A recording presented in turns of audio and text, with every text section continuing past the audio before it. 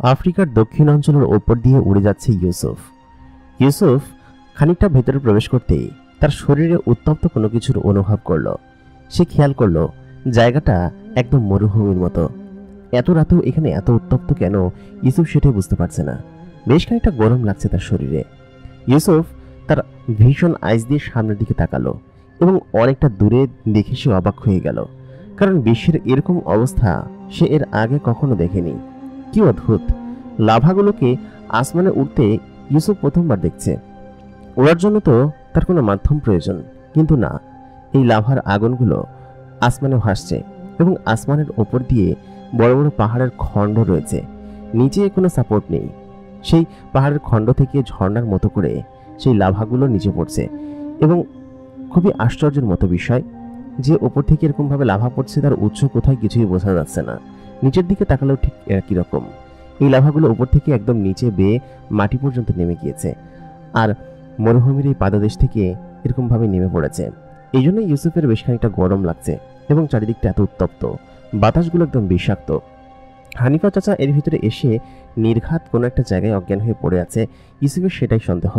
ইউসুফ সঙ্গে সঙ্গে তার শরীরের শেল্ড ওপেন করে দিল।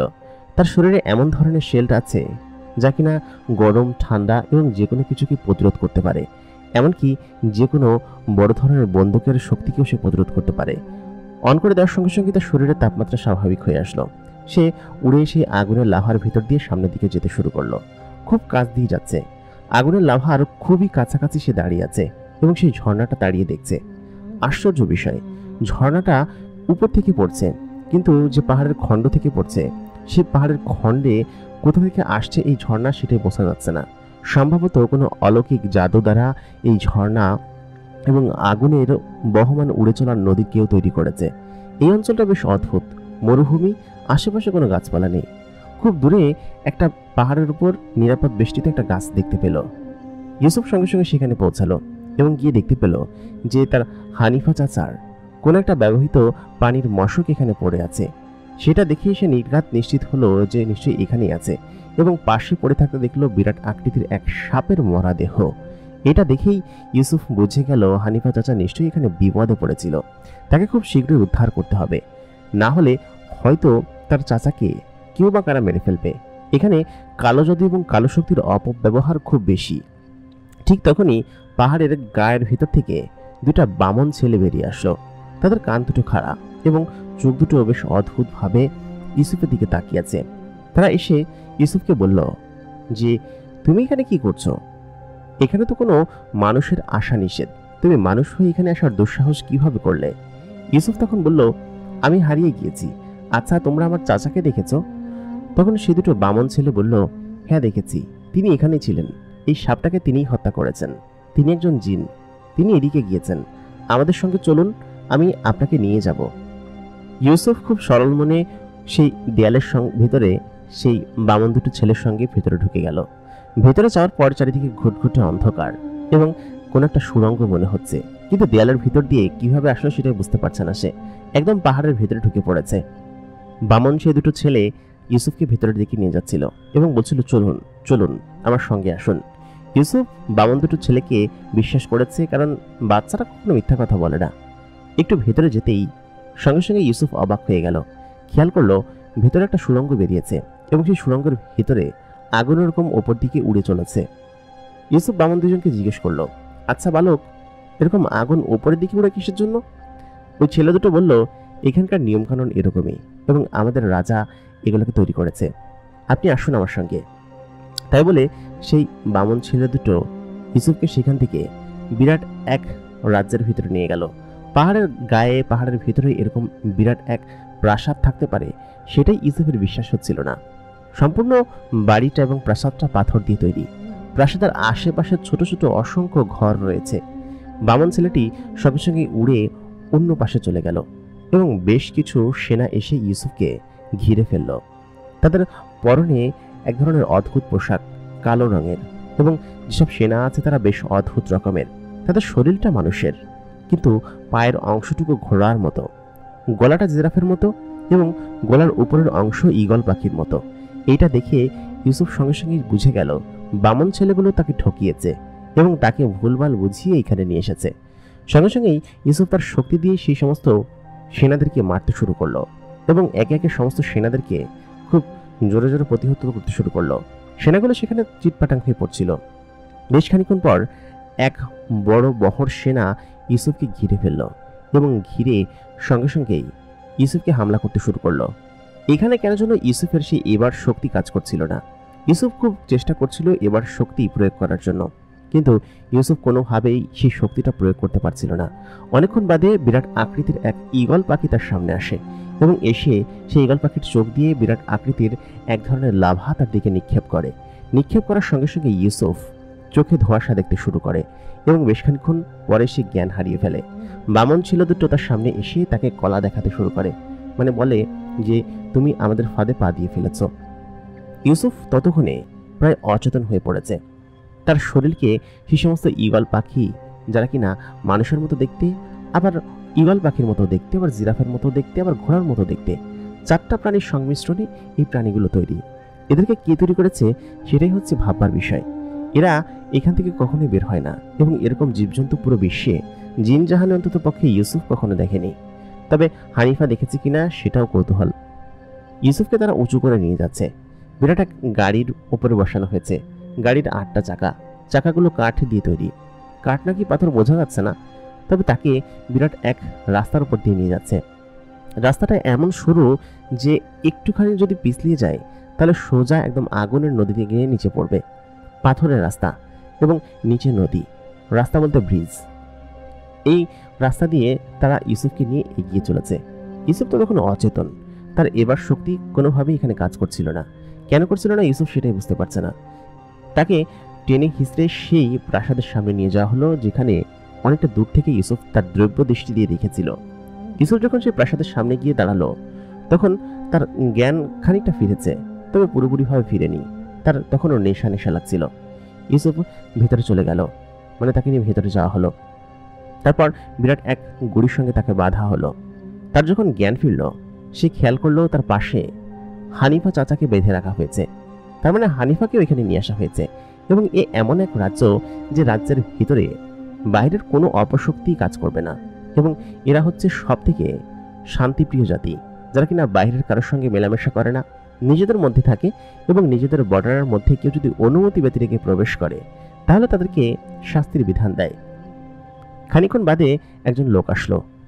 লোকটার শরীরের নিচের অংশ মানুষের মতো, কিন্তু তার মাথার অংশ ঈগল পাখির মতো। এই লোকটা অন্যান্য সব লোকের মতো না, একটু ভিন্ন। ঈগল পাখির মতো চেহারা হলেও তার চেহারাটা অনেকটা মানুষের মতো রয়েছে। মুখটা ঈগলের মতো এরকম বড় ঠোঁট বেরিয়ে আছে, ঈগলের মতো পাখা রয়েছে চারিপাশে।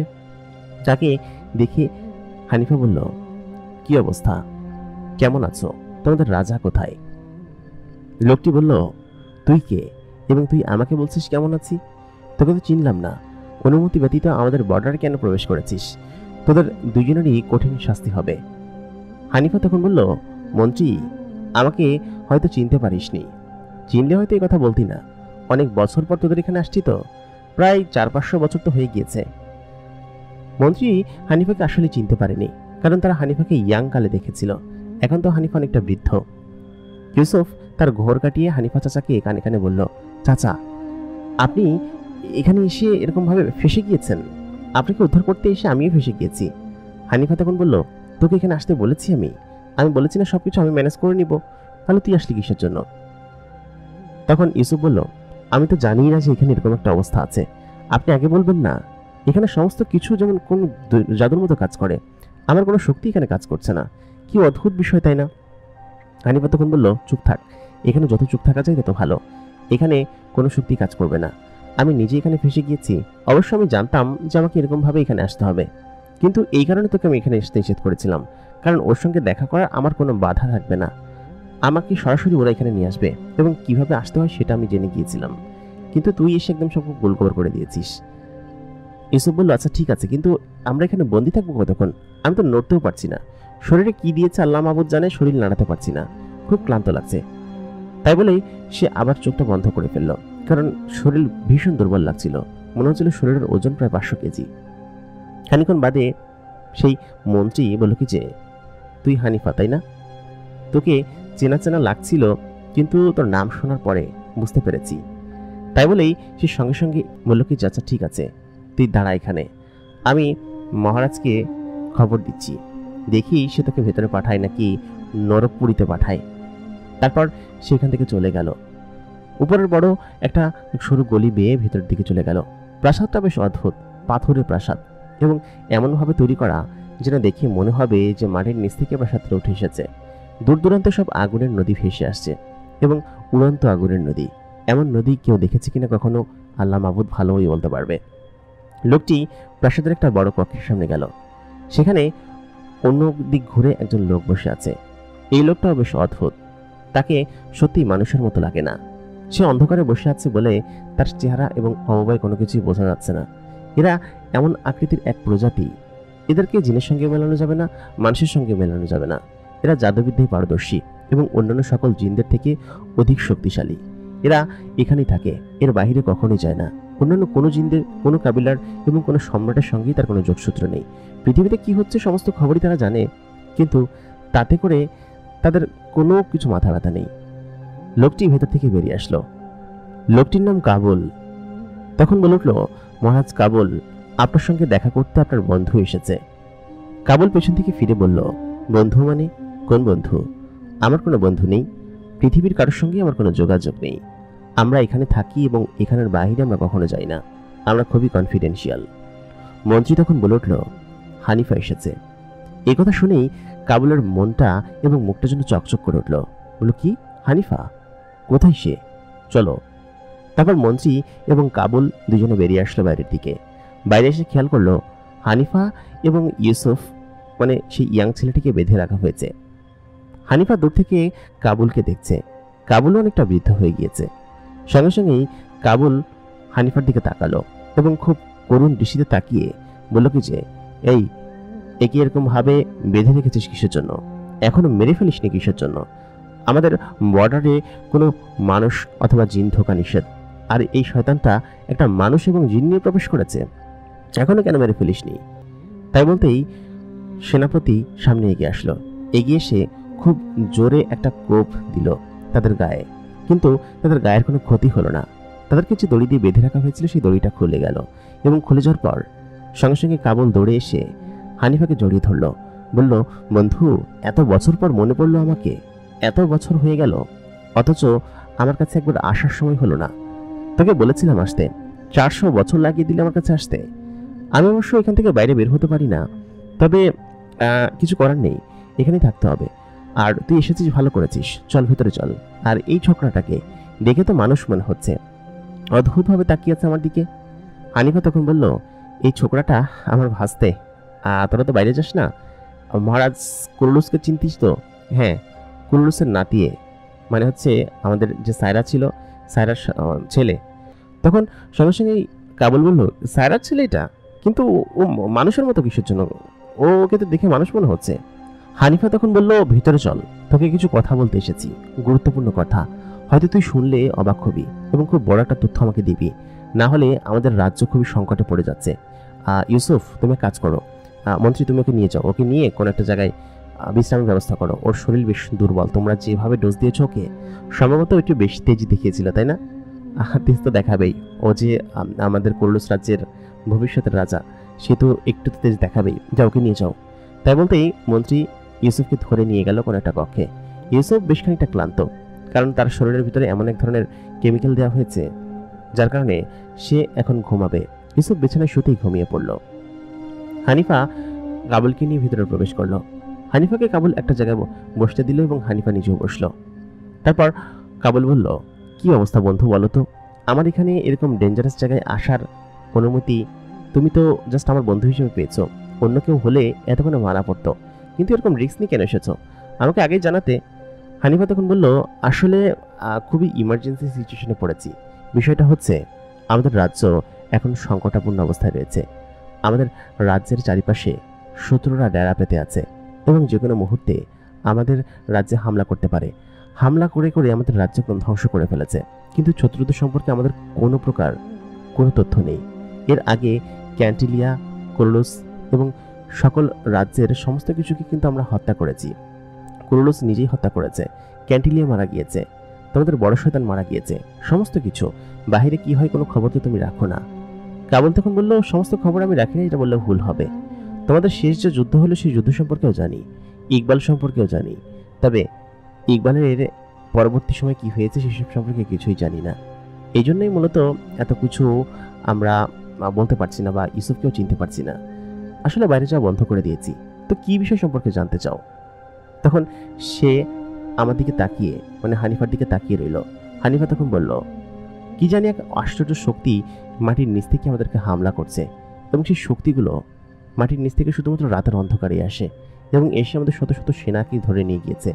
বিগত কয়েক বছরে আমাদেরকে একদম খালি করে ফেলেছে। ব্রাজিলের অনেক অংশ তো আমরা নিজেরা দখল করে ফেলেছি, কিন্তু আমাদের গ্রামের পর গ্রাম ফাঁকা হয়ে যাচ্ছে শুধুমাত্র ওদের জন্য।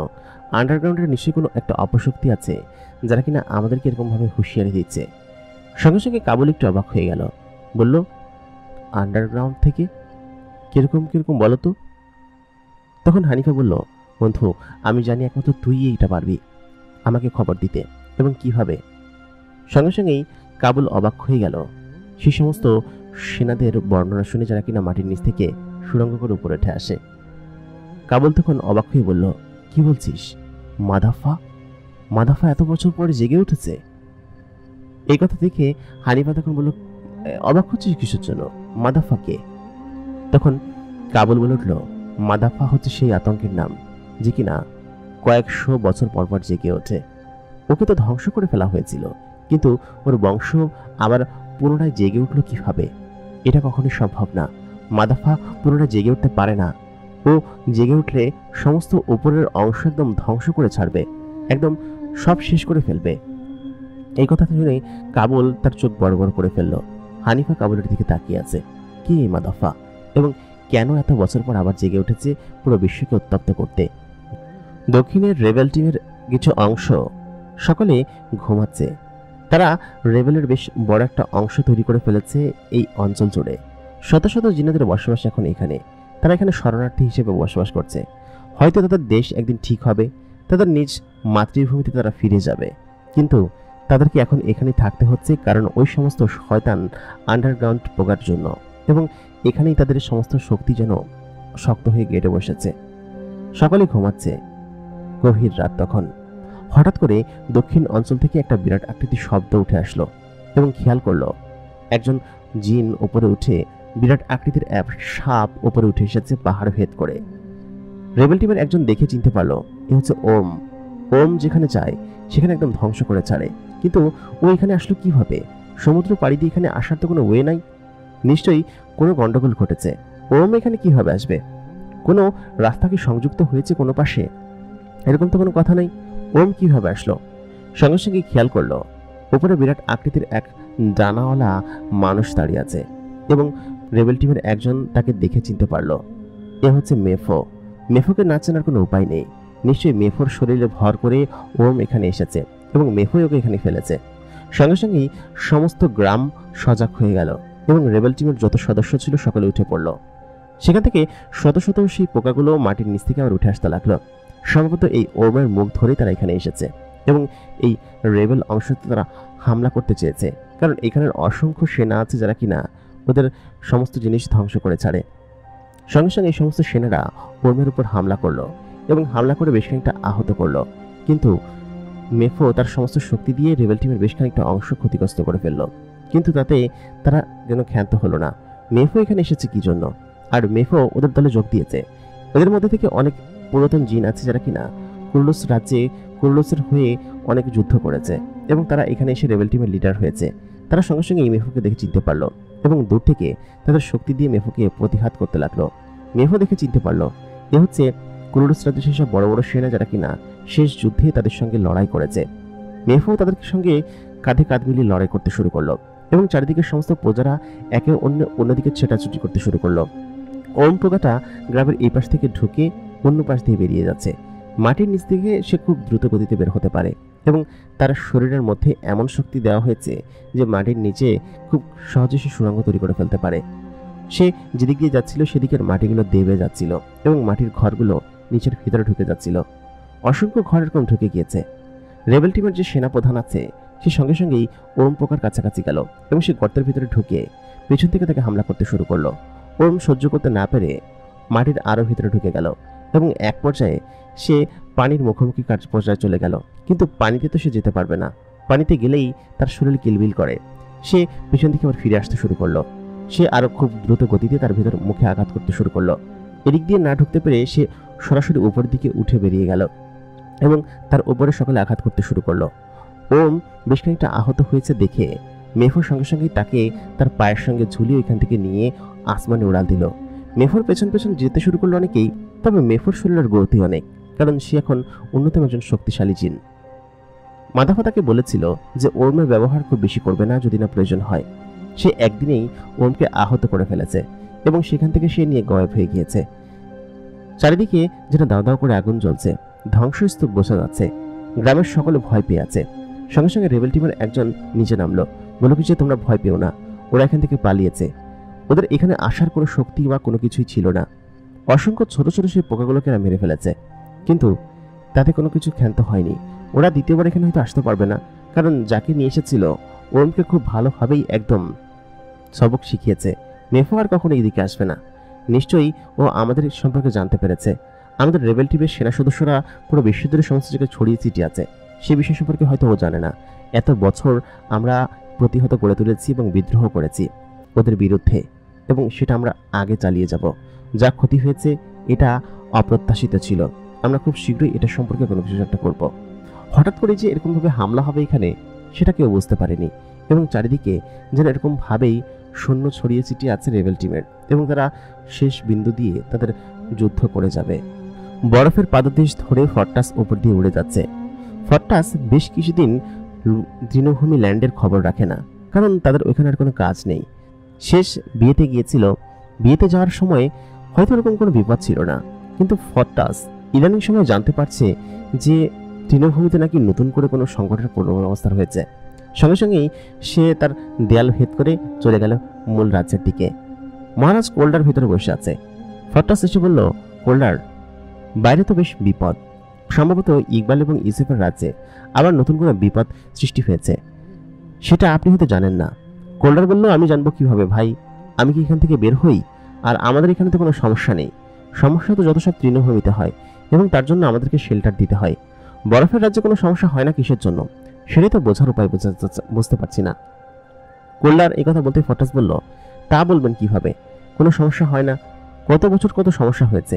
খোঁজ ক্যান্টিলিয়া থাকতে আমাদের কত সমস্যা হয়েছে। তারপর কোরলুস আমাদেরকে সেসব বিপদ থেকে উদ্ধার করেছে। আধিরাজ আমাদের সেসব বিপদ থেকে উদ্ধার করেছে। আমাদের সমস্যা হলে ওরাও নিশ্চয়ই আমাদের দিকে এগিয়ে আসবে। আমাদের এখানে তো পুরোপুরি শীত কখনোই পড়ে না। যদি পড়তো তাহলে হয়তো সেই বিপদগুলো আসতো। পুরোপুরি শীত আসতে দিন, তারপর দেখুন আবার যদি মৃত ব্যক্তিরা জেগে ওঠে তাহলে কিন্তু খুব বড় বিপদ হয়ে যাবে। আমাদের ওদের সাহায্য করা উচিত। আমাদের কোরলুস রাজ্যে গিয়ে কোনো কিছু বিষয় সম্পর্কে জানা উচিত। যদি বুঝতে পারি তাহলে হয়তো ওদেরকে সাহায্য করতে পারবো। চলুন আজকে আমরা কোরলুস রাজ্যে যাই। কোল্ডার বলল, হ্যাঁ তা যাওয়া উচিত। আচ্ছা ঠিক আছে, তুমি রথ বের করো, আমি দেখি ইকবালের সঙ্গে দেখা করে আসবো। অনেক বছর ইকবালের সঙ্গে দেখা করা হয় না। তাই বলেই বিরাট আকৃতির এক রথ তাদের সামনে আসলো, এবং কোল্ডার এবং ফর্টাস সেই রথের উপর বসে কোরলুস রাজ্যের দিকে যেতে শুরু করলো। দক্ষিণ মেরুর রাজা পোলারের অঞ্চল। পোলার এর আগে কোরলুস রাজ্যের অনেক বেশি সাহায্য করেছে, এমনকি এবা হোল্ড করতেও সাহায্য করেছে। এবা ইকবালের পরে পোলারের কাছেই ছিল। পোলার তার বড় প্রাসাদের বারান্দায় বসে আছে। বেশ খানিক্ষণ পর বিরাট আকৃতির এক পাখিতে করে পোলারের মূল যে মন্ত্রী আছে সে এসে উপস্থিত হলো। মন্ত্রীকে নামতে দেখিয়ে পোলার বুঝতে পারলো নিশ্চয়ই সে কোনো খবর নিয়ে এসেছে, না হলে এরকম সময় সে সরাসরি আমার প্রাসাদে আসে না। পোলার সেখানে বসে আছে। খানিক্ষণ বাদে মন্ত্রী সেখানে নামলো। নেমে বলল, মহারাজ, আমাদের শেষ মাথার উত্তর মেরুতে বিপদের সংকেত বোঝা যাচ্ছে। ওইখানকার যেসব খবরই আছে তারা বলেছে যে কোনো একটা অদ্ভুত শক্তি নাকি সেদিকে তারা দেখেছে, এবং বিরাট আকৃতির এক পাখি আকাশে উড়তে দেখা গিয়েছে। এরকমটা তো কখনো হয় না আমাদের অঞ্চলে যে আমাদের অনুমতি ব্যতি রেখে কেউ প্রবেশ করে। নির্ঘাত কোনো অপশক্তি আমাদের দিকে ধেয়ে আসছে, তা বোঝা যাচ্ছে না। কেউ একজন প্রাসাদ উঠে আসতে দেখেছে, আর বিরাট আকৃতির এক পাখিকে মাঝে মধ্যে উঠতে দেখেছে। পোলার সঙ্গে সঙ্গেই একটু অবাক হয়ে গেল। বলল, কি বলছো? উঠতে আসতে দেখবে কিসের জন্য? আর এরকমটা তো কখনো হওয়ার কথা না। তাহলে কি সেই অশুভ সংকেত আবার দেখা দিয়েছে? এটা তো কোনোভাবে সম্ভব না। আমার কাছে মনে হচ্ছে তোমরা ভুল দেখেছ। আমার বাপ দাদার আমলে যেসব অপশক্তির উদয় ঘটেছিল সেসব পুনরায় আসবে না। তারা সেগুলোকে গোড়া থেকে নির্মূল করে গিয়েছে। আর নতুন করে মৃত ব্যক্তিরা কখনোই জেগে উঠবে না, কারণ তাদেরকে একদম চিরতরে ঘুম পাড়ানো হয়েছিল। তুমি তো ভুল দেখেছো মন্ত্রী, তুমি যাও এখন। আর ঠিক আছে, আমি তোমার কথা মানছি। তোমরা তাহলে সমস্ত দূতকে আশেপাশে নজর দিও, ঠিক আছে? আমাদের এরিয়া তো খুব বেশি দূরে না। দক্ষিণ আটলান্টিক এবং আর্কটিকের ওই পাশে আমরা সমস্ত কিছু দেখব। আর অ্যান্টার্কটিকা পুরো অঞ্চলটা তো আমাদের শহরের বাহিরে, তাই না? অ্যান্টার্কটিকার অনেক গভীর গভীর পুরাতন বরফ অঞ্চলে আমরা কখনো যাইনি। আমাদের আশেপাশে গ্রিনল্যান্ডের এই অঞ্চলে, সেটা তোমরা কিন্তু খুব ভালোভাবে জানো। আর অ্যান্টার্কটিকাকে খুব ভালোভাবে নজর রেখো, ঠিক আছে? যেন ওইখান থেকে কোনো খারাপ শক্তি আমাদের দিকে আর পুনরায় ধেয়ে আসতে না পারে। আমাদের সমস্ত এজেন্টদেরকে জানিয়ে দাও যে অ্যান্টার্কটিকা এবং গ্রিনল্যান্ডের আশেপাশের সমস্ত বরফীয় অঞ্চল তারা যেন খুব ভালোভাবে খেয়াল করে রাখে। তাই বলতেই মন্ত্রী তার মাথা ঝুঁকিয়ে পোলারের কাছ থেকে এখান থেকে উড়ে অন্যদিকে চলে গেল। পোলার বাড়ির দিকে তাকিয়ে আছে। বরফের তুষার উপর থেকে নিচে ভেয়ে আসছে। সম্ভবত বৃষ্টি আসবে, বরফের বৃষ্টি। পোলার ভিতরের দিকে চলে গেল। ইকবাল হানিফার জন্য আর অপেক্ষা করবে না, সেটাই সে চিন্তা করলো। সে সেই রাতে একটা মশাল নিয়ে সেই আন্ডারগ্রাউন্ডের সিঁড়ি দিয়ে নিচের দিকে নেমে গেল সেই বইটার কাছে। আলকিসে সেই বইটা, মহাশক্তিশালী এবং জাদুকরী বইটা। এই বইটার সম্পর্কে কোনোভাবে যদি মেফো এবং তার দলবল জানতে পারে, তাহলে নির্ঘাত তাকে সেখান থেকে সেই বইটা সরিয়ে ফেলতে হবে। কারণ সরিয়ে না ফেললে মেফো যে কোনোভাবেই হোক এই জিনিসটাকে উদ্ধার করে ফেলবে। কিন্তু এখান থেকে নিরাপদ কোনো জায়গা হয়তো এখন আর নেই। জায়গাটা বেশ নিরাপদ বেষ্টিত এবং এই জায়গা সম্পর্কে কেউ কিছু বলতে পারবে না। এটা এ রাজ্যের পূর্বপুরুষরা তৈরি করেছে এবং এখানে জায়গাটা সব থেকে বেশি নিরাপদ। সে নিচে যেতেই দেখলো বইটা তখনও সুরক্ষিতভাবে নিরাপদভাবে সেখানে রয়েছে। ইকবাল খানিকটা স্বস্তির নিঃশ্বাস ফেলল এবং মনে মনে ভাবলো যে এখানে জিনিসটা হয়তো নিরাপদ রয়েছে। ইকবাল এই বইটা অনেক বছর আগে আলকিসের কাছ থেকে চুরি করেছিল হানিফার মাধ্যমে এবং সেই জিনিসটা বড় শয়তানকে মারতে সাহায্য করেছিল এবং আলকিসকেও। বইটা আসলে বেশ শক্তিশালী। এটা কোনোভাবে যদি কেউ পেয়ে যায় তাহলে পুরো বিশ্বে আবার বড় ধরনের কোনো গন্ডগোল লেগে যাবে। ইকবাল বইটার কাছাকাছি গেল।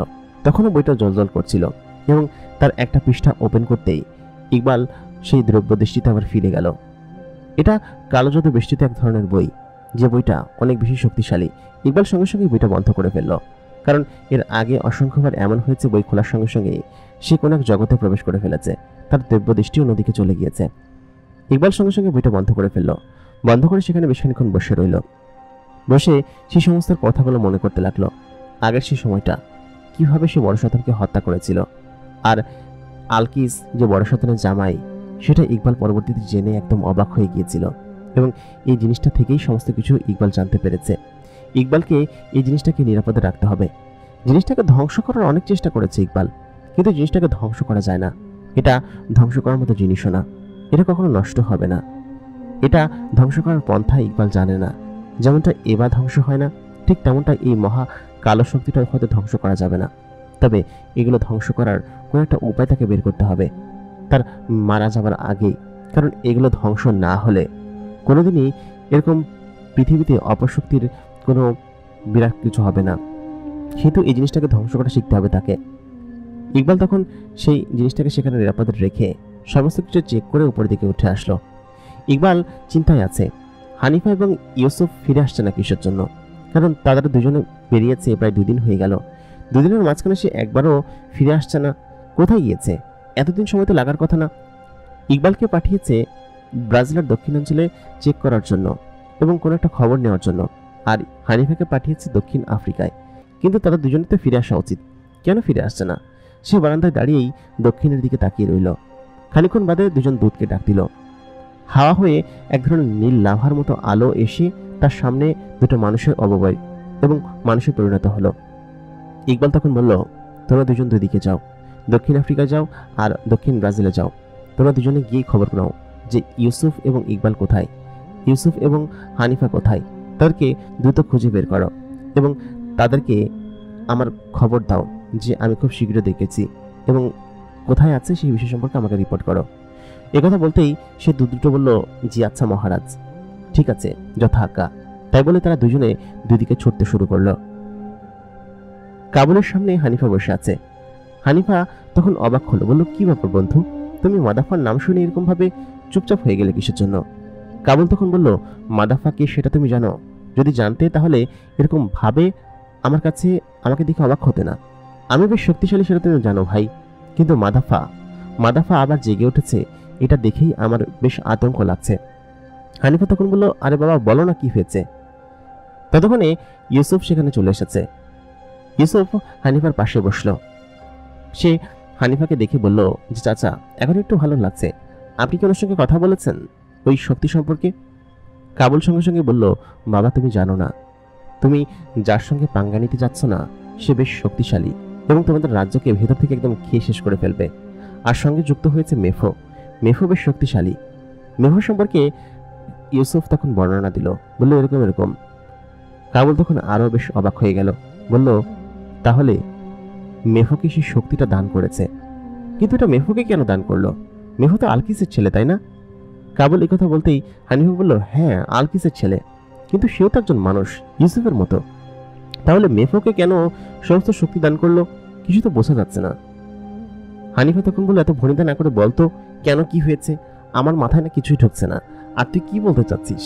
মেফোকে শক্তি দিয়েছে, কি শক্তি দিয়েছে? আর মাদাফার কে, লোকটা কে? আমাকে একটু বলতো খুলে মেলে।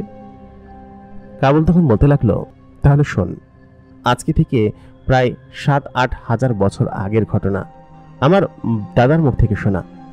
দাদা তখন জীবিত ছিল এবং তিনি কুরলুস রাজ্যের কোনো একজনের হয়ে তিনি কাজ করতেন।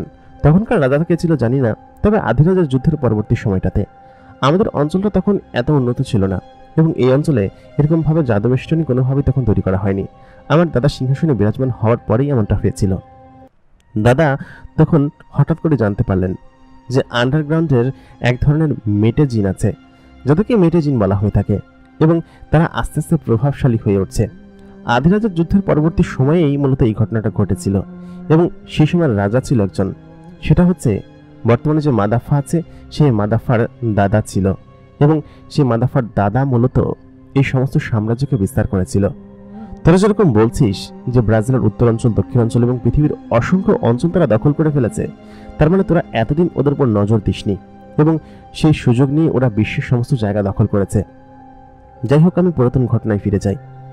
তখনকার সময়ে ওরা এত বেশি শক্তিশালী হয়ে উঠেছিল যে আমাদের ওই সময় সম্রাট যে ছিল সেই সম্রাট তাকে প্রতিহত করার জন্য সমস্ত কিছু করেছিল এবং তারা তখন বেশ শক্তিশালী ছিল। সমস্ত আন্ডারগ্রাউন্ডের যেসব মেটা জিন আছে তারা উপরে উঠে এসেছিল এবং অসংখ্য সেনাকে হত্যা করেছিল এবং মেরে ফেলেছিল। তাদের মাথায় এত বুদ্ধিও তো ছিল না, কিন্তু তারা বেশ শক্তিশালী ছিল। ওই সময়টাতে এবা তখন কুরলুস রাজ্যের কোনো একজন রাজার বুকে ছিল এবং সে এবা দিয়ে তাদেরকে উপরে টেনে এনে তাদেরকে মেরেছিল। কিন্তু ভাই, ইউসুফের বুকে যে এবাটা রয়েছে এটার বয়স অনেক। এটা যদি তুমি নিচে নিয়ে যাও তাহলে কোনোভাবেই এই জিনিসটা কাজ করবে না। না নিচে আগুন কাজ করবে, না নিচে কোনো পানি কাজ করবে, না নিচে তোমার এবা কাজ করবে, কোনো কিছুই কাজ করবে না। তখনকার রাজা তো ওকে বের করে নিয়ে এসেছিল, কিন্তু বর্তমানে যে রাজা আছে মাদাফা, এ হচ্ছে শয়তানের শয়তান এবং এর মাথায় রয়েছে অন্যরকম ব্রেন। ওর দাদা যাওয়ার আগে ওকে এক ধরনের শক্তি দিয়ে গিয়েছিল এবং সেই শক্তিটা বিশেষ অনুগ্রহপ্রাপ্ত কোনো জিনকেই সে প্রদান করতে পারবে। সেই অনুগ্রহপ্রাপ্ত জিনটা হচ্ছে মেফো এই শক্তিটাকে গ্রহণ করেছে এবং তার মধ্যে এক অন্যরকম দৈব্য শক্তি আছে। মেফো এই শক্তিটার সঙ্গে যদি তার বাবার শক্তি গ্রহণ করতে পারে, তার বাবা যে বইটা লিখে গিয়েছিল সেই মহা জাদুকরী বই, সেটা যদি কোনোভাবে পেয়ে যায় তাহলে তোমরা মেফোর হাতে কোনোভাবে পেরে উঠবে না। আমি তো এটা এতক্ষণ বুঝতে পারিনি যে বাইরে এরকম ঘটেছে। আন্ডারগ্রাউন্ড রাজা, মেটাজিনের রাজা মাদাফা এরকম একটা কাজ করেছে, সেটা তো তোমাদের নজর করা উচিত ছিল এত বছর। তোমরা তো কোনোভাবে সেটার বিষয়ে নজর করনি। কেন করনি? তোমরা তো আগে ভাগেই টের পেয়ে যাওয়ার কথা ছিল। হানিফা, তুমি তো নিজেই বিষয় সম্পর্কে জানতে। হানিফা তখন বলল, বন্ধু আমি জানতাম, কিন্তু যুদ্ধ পরবর্তী সময়ে আমরা এতটা এক্সাইটেড ছিলাম কোনো নতুন শক্তি যে আমাদের উপর হামলা করতে আসবে সেটা আমরা কোনোভাবেই বুঝতে পারিনি। কিন্তু মাদাফা এত বুদ্ধিমান কেন? আর মাদাফাকে নাকি, কাবুল তখন বলল, হ্যাঁ মাদাফাকে প্রায় 2000 বছর আগে কুরুলুস রাজ্যের আগের যে রাজা ছিল, মানে কুরুলুসের বাবা যে ছিল, সে বাবা তাকে প্রতিহত করেছিল। এবং মাদাফা তখন বেশ ইয়াং ছিল। ইয়াং থাকা অবস্থায় মাদাফার বাবাকে সে হত্যা করেছিল, এবং হত্যা করে মাদাফাকে কোনোভাবে হয়তো সেখান থেকে ছেড়ে দিয়েছিল বা পালিয়ে গিয়েছিল মাদাফা। এবং 2000 বছর পর সে নতুন করে রিফর্ম করেছে। ওই যে বলা আছে না যে তার শক্তি খুব কম ছিল, এবং সেই কম শক্তি দিয়ে সে একে একে ওপর থেকে অসংখ্য জিনকে ধরে নিয়ে তার নিচের শক্তি বৃদ্ধি করেছে। এবং পুরো বিশ্বের সমস্ত জায়গায় যেহেতু সে ছড়িয়ে পড়েছে, তার মানে তোমাদের শক্তি দিয়েই, তোমাদের সৈন্য দিয়ে সে নতুন কোনো সাম্রাজ্য গড়ে উঠে তুলেছে। এবং পুরো বিশ্বের সমস্ত জায়গায় সে প্রাসাদ নির্মাণ করেছে, সেটা তোমাদের সৈন্য দিয়েই। এবং তোমাদের সৈন্যই তোমাদের বিরুদ্ধে লড়াই করবে। তোমাদের যেসব ইয়াং জিন ছিল পুরো বিশ্ব জুড়ে, সে সমস্ত ইয়াং জিনেরাই তোমাদের বিরুদ্ধে লড়াই করবে। কারণ মাদাফার কাছে এমন অলৌকিক শক্তি আছে, যে শক্তি দিয়ে কোনো জিন যদি তার কাছে 45 দিন থাকে, তাহলে সেই জিন তার গোলামি করতে শুরু করে এবং তার সমস্ত শক্তি তার ভেতরে প্রবেশ করায়, যার কারণে সে একদম হিংস্র হয়ে ওঠে তোমাদের প্রতি। এবং তাই হয়ে উঠেছে। আমার ধারণা তুমি যে ঘটনা বলছো, এই কয়েক বছরে কয়েক লাখ জিন সে ধরে নিয়ে গিয়েছে এবং নিয়ে তাদের সেনাতেও যুক্ত করেছে, এবং তাদের সেনা ভারী করেছে, তাদের রাজ্য বৃদ্ধি করেছে। তা না হলে নতুন করে তারা এরকমভাবে শক্তিশালী হয়ে উঠতে কখনো পারে না। পৃথিবীতে আবার নতুন কোনো ধাক্কা লাগতে শুরু করেছে। নেফুকে যেহেতু পূর্ণ শক্তি দিয়েছে এবং ওম পুনরায় জেগে উঠেছে, তার মানে তোমাদের রাজ্য বিনাশ এখন নিশ্চিত। এ কথা শুনতেই হানিফা বলল, আরে ভয় না দেখিয়ে বল, কি করা যায়, কি করলে এর থেকে পরিত্রাণ পাবো? কাবুল তখন বলে উঠল, বিষয়টা বেশ কঠিন, তবে আমার মনে হয় যে অসম্ভব কোনো কিছু না। অনেক কাঠখড় পোড়াতে হবে। সর্বপ্রথম হচ্ছে, মেফুকে কোনোভাবেই তার বাবার বই, ম্যাজিক্যাল বইটা নিতে দেওয়া যাবে না। এতে করে সে শক্তিশালী হয়ে উঠবে, তখন আর কোনো কিছু করার থাকবে না। দ্বিতীয়ত, আন্ডারগ্রাউন্ডে গিয়ে কোনো শক্তির প্রদর্শন করা যাবে না, কারণ আন্ডারগ্রাউন্ডে তারা যতখানি শক্তিশালী, ঠিক ততখানি তোরা দুর্বল। সেতু তোরা নিচে যাবি না, নিচে গেলেই তোরা হত্যায় মারা পড়বি। হানিফা তখন বলল, নিচে না গিয়ে তো উপায় নেই, কারণ নিচে আমাদের লাখ লাখ জিন রয়েছে, আর উপরে ওরা যখনই উঠে আসে তখন ওদেরকে আমরা হত্যা করবো কিভাবে? আমাদের সৈন্য সংখ্যা কমে গিয়েছে, আমাদেরকে যে কোনোভাবে নিচে গিয়ে যে কোনো কিছু একটা করতেই হবে, না হলে আসলে সম্ভব হচ্ছে না। কাবুল তখন বলল, চিন্তার বিষয়, আচ্ছা ঠিক আছে, দেখছি কি করা যায়, তবে নিচে ওদের সঙ্গে কোনোভাবেই পারাও সম্ভব না। যেভাবেই হোক তুই একে একে ওদের সঙ্গে লড়াই করতে শিখবি। আর নিচে তোদের কি কোনো এজেন্ট আছে? হানিফা তখন বলল, মাহাদি আছে, মাহাদিকে নিচে থেকে বের করে আনতে হবে। কাবুল তখন বলল, মাহাদি? মাহাদিকে? হানিফা তখন বলল, মাহাদি আসলে হচ্ছে আমার ছেলে, আমি ওকে নিয়োগ করেছি, এবং ওর সম্পর্কে হয়তো অনেকেই জানে না, এমনকি খুদ ইউসুফও জানে না যে ও আমার ছেলে। সেজন্যই মূলত হচ্ছে গিয়ে আমি ওকে এতদিন গোপন সূত্রে এরকমভাবে রেখেছিলাম। ও অনেক ছোটবেলায় আমার সঙ্গে ট্রেনিং নিয়েছে, এবং আমার সঙ্গে থাকলে সবসময় আমার এরকমভাবেই থাকে। ইউসুফ শুনে অবাক হলো, বললো কি যে মাহাদি তোমার ছেলে? হানিফা চাচা, তুমি তো আমাকে কখনো বলনি। তোমার বাকি দুটো ছেলে তো একদম ফার্মের মুরগি খেয়েছে, তারা ঘরের ভিতরে এরকমভাবে বসে থাকে, কিন্তু মাহাদিকে তুমি এরকমভাবে তৈরি করেছো? হানিফা তখন বললো, আসলে মাহাদি হচ্ছে আমার আগের ঘরের সন্তান, মানে আমার বড় স্ত্রী যে ছিল তার। মাহাদিকে জন্ম দেওয়ার বেশ কয়েক বছর পর সে মারা যায়। মানে মাহাদি তখন ছোট ছিল, ওকে আমি আদর যত্ন করে নিজের কাছে রেখেছি, এবং এরকমভাবেই এটা সম্পর্কে বেশি কেউ জানে না। ইকবাল জানে, আর কুরুলুস জানতো, আর অন্যান্য সকলে জানে। ইউসুফ তখন বলল, আচ্ছা ঠিক আছে, বুঝতে পেরেছি, কিন্তু মাহাদি কোথায় গিয়েছে? কাবুল এই কথা বলতেই হানিফা তখন বলল, মাহাদি আন্ডারগ্রাউন্ডে আছে, এবং সে সমস্ত তথ্য আমাদেরকে পাচার করেছে, এবং মাহাদি বলেছে যা যা তথ্য সে আমাদেরকে দিবে, এবং তার চিঠির জন্য আমরা অপেক্ষা করে আছি। নিশ্চয়ই তার চিঠি এখানে খুব শীঘ্রই আসবে পৃথিবীতে, বাইরে গেলে আমি পাবো সেই চিঠিটা। কাবুল তখন বলল, আচ্ছা ঠিক আছে, তোরা এখন যেটা করবি, এবার শক্তি সেখানে কাজ করবে না। ওখানে পানি ওরা সহ্য করতে পারে না, দ্বিতীয়ত ওরা আলো সহ্য করতে পারে না, সূর্যের আলো, যে আলোটা ওদেরকে সমস্ত কিছু থেকে দূরে রাখে। তার মানে পানি এবং আলো তোদের জন্য সব থেকে বেশি উপযোগী বিষয়। এই দুটো জিনিসকে কাজে লাগিয়ে তোরা যদি কোনো কিছু করতে পারিস তাহলে কর, বাকিটা সম্ভবত হয়তো ওখানে কোনো কিছু করতে পারবি না।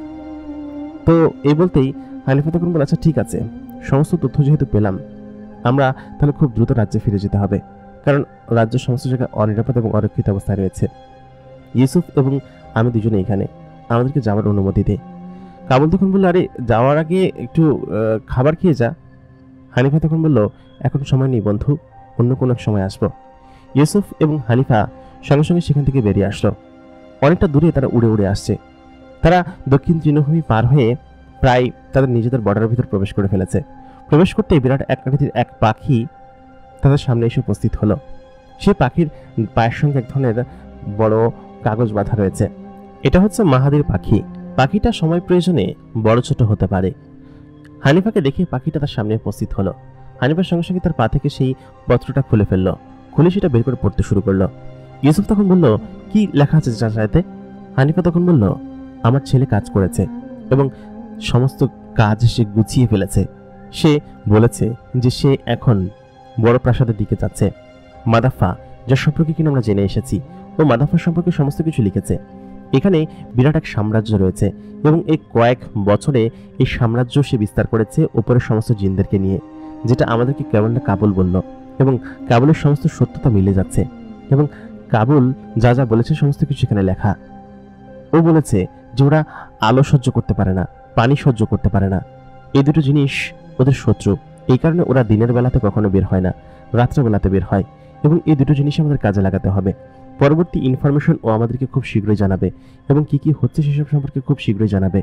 ও মেফো সম্পর্কে এখানে লিখেছে, বলেছে মেফোকে নাকি সমস্ত শক্তি দান করেছে মাদাফা। আন্ডারগ্রাউন্ড কিং এবং সমস্ত রাজারা নাকি ওইখানে নিয়মিত আলোচনা করে এবং আসে। আন্ডারগ্রাউন্ড কিং, ডাইনি, মাদাফা এবং মেফো, এই চারজনই হচ্ছে বর্তমানে আমাদের বড় শত্রু। এদেরকে কোনোভাবে প্রতিহত করতে পারলেই আমাদের সমস্ত কিছু আমরা জানতে পারবো। মাহাদি এখন ওইখানে নিরাপদ স্থানেই আছে এবং সে প্রাসাদের সমস্ত তথ্য আমাদেরকে খুব শীঘ্রই দিবে। আমাদেরকে খুব শীঘ্রই ভেতরে যেতে হবে এবং যেভাবেই হোক কুরুলুস রাজ্যকে নিরাপদ বেষ্টনী দিয়ে রাখতে হবে। তাই বলেই সেই পাখিটাকে একটা বিরাট আকৃতির মাংসের টুকরো দিয়ে বলল, যা তুই তোর মনিবের কাছে ফিরে যা। হানিফা এবং ইউসুফ খুব দ্রুত গতিতে কুরুলুস রাজ্যের দিকে আসতে শুরু করলো। কারণ হচ্ছে তাদেরকে সমস্ত তথ্য নিয়ে ইকবালের সঙ্গে বসতে হবে এবং রাজ্যের বর্তমান যে বেহাল পরিস্থিতি, এই পরিস্থিতির যেভাবেই হোক তাদেরকে মোকাবেলা করতে হবে। আন্ডারগ্রাউন্ডের একটা বিরাট অঞ্চল, মাদাফা সেখানে দাঁড়িয়ে আছে। বিরাট আকৃতির বেশ কিছু বড় বড় লোক ওমের কাছে এসে তার শরীরে স্টিচ মারছে। তার শরীরে বেশ খানিকটা আঘাত পেয়েছে। মাদাফার সঙ্গে সঙ্গে মেফোকে বলল, কত বড় সাহস তোমার, তুমি আমার ওমকে আহত করে নিয়ে এসেছো। তোমাকে কে বলেছিল রেবেল টিমে হামলা করতে আর ওইখানে ওকে উড়িয়ে নিয়ে যেতে? ও নিজে নিজে যেখানে যেতে পারে না সেখানে তুমি কেন ওকে নিয়ে গেলে? আর তুমি সর্বপ্রথম ওকে কেন প্রদর্শন করেছো? গিয়েছো তুমি যদি কোনো বিপদে পড়তে, তাহলে তুমি ওকে সাহায্য করতে। ওর মুখের এই পাশটায় পানি লেগেছে, পানি লেগে দেখো জায়গাটা কেমন থতলে গিয়েছে। আমি এখন ওকে সুস্থ করব কিভাবে? মেহু তখন বলল, দুঃখিত মহারাজ, আমার ভুল হয়ে গিয়েছে, আমি আসলে বুঝতে পারিনি। আমি ওকে এখন থেকে গোপন এবং কনফিডেন্সিয়াল জায়গায় ব্যবহার করব এবং যেখানে ওকে ব্যবহার না করলেই নয় ঠিক সেখানেই করব। আমি আসলে বুঝতে পারিনি। আর রেবেল টিমের সমস্ত সেনারা অনেক বেশি শক্তিশালী এবং ওরা ওমকে শুধুমাত্র টার্গেট করে মেরেছে, আর আমি যাদেরকে মেরেছি তারা তো মরেইছে। তবে রেবেল টিমের সমস্ত সেনারা পুরো বিশ্ব জুড়ে ছড়িয়ে ছিটিয়ে আছে। আর আমাদের সম্পর্কে নিশ্চয়ই ইকবাল, ইউসুফ এবং হানিফা তখন জেনে গিয়েছে। ওরা হয়তো এতদিন এসব বিষয় সম্পর্কে জানতো না, আমি যে জীবিত আছি সেটা সম্পর্কে জেনে গিয়েছে। কারণ আমাকে ওই সব সেনাদের মধ্যে অনেকে চেনে এবং তারা জানে যে আমি কিরকম। তবে আমি ওদেরকে ছাড়বো না, আমি ওদেরকে মেরে ফেলবো। যেভাবেই হোক আমাকে সেই জিনিসটা পেতেই হবে এবং আমি আপনার প্রতি কৃতজ্ঞ যে আপনি আমাকে পূর্ণরা শক্তি প্রয়োগ করেছেন। আমি ওম ছাড়াই এখন সমস্ত জায়গায় হামলা করব, তবে ওর সঙ্গে থাকবে। ও সুস্থ হোক, আমি দেখি কিছুদিন সময় নিই, সময় নিয়ে সমস্ত কিছু দেখি। তাই বলে সে মাদাফার কাছে ক্ষমা চেয়ে বাইরে বেরিয়ে আসলো এবং বলল, আজকে তোর শক্তি বেশি দেখে তোর কাছে ক্ষমা চাচ্ছি, কিন্তু যেদিন আমি আমার বাবার ম্যাজিক্যাল বইটা পেয়ে যাব সেদিন তোর পরিণতি কি হবে সেটা তুই নিজে ভেবে নিস। তাই বলে মেফো হেসে উঠল এবং হেসে উঠে তার বিরাট মহলের কাছাকাছি যেতে শুরু করলো। মহলের কাছে তখন কিলবিল দাঁড়িয়ে আছে। কিলবিল বলল, কিরে, তোকে মাদাফা কি বলল? মেফো তখন রেগে গিয়ে বলল, আপনি জানেন না কি বলেছে? বকেছে, আর কি বলবে? আমি আমার বাবার সেই বইটা খোঁজার জন্য মরিয়া হয়ে উঠেছি। জিনিসটা কোথায় আছে সেটা তুমি বলতে পারছো না কেন চাচা? কিলবিল তখন বলল, সেটা যদি আমি জানতাম তাহলে তো আমি তোকে আগেই এনে দিতাম এবং তুই সমস্ত শক্তির অধিকারী হয়ে উঠতি। সেটার জন্য কি আমরা এখানে আসতাম?